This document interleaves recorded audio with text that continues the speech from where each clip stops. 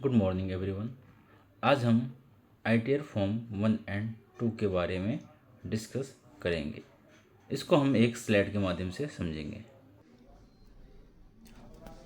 ITR 1 आपको किस case में सिलेक्ट करना है?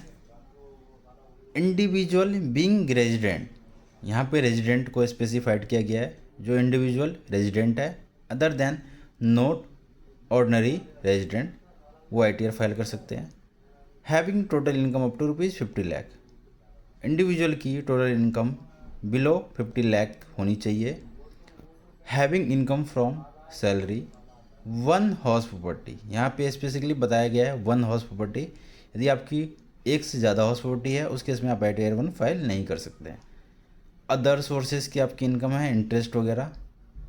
And agriculture income up to ₹5000, यदि आपकी एग्रीकल्चर इनकम बिलो 5000 है तो ही आप ITR 1 फाइल कर सकते हैं। यदि 5000 से एक्सीड करते हैं उस केस में ITR 1 फाइल नहीं कर सकते।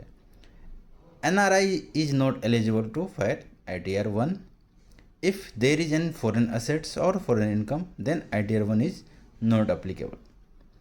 यहाँ आपको स्पेसिफिकली बताया गया आपकी इनकम सैलरी इनकम हो या 1 हाउस प्रॉपर्टी की इनकम हो या अदर सोर्सेज की या एग्रीकल्चर इनकम बिलो 5000, तभी आप कर सकते हैं। ITR 2 आप कब फाइल करेंगे?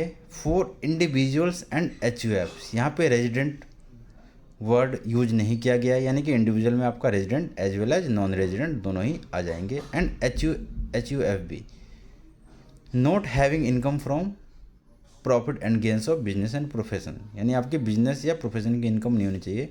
उसके अलावा आपकी कोई भी इनकम है जो कि ITR 1 के अलावा है, मीन्स यदि आपकी 2 हाउस प्रॉपर्टी की इनकम है या एग्रीकल्चर इनकम अबव 5000 है या आपकी कैपिटल गेन की इनकम है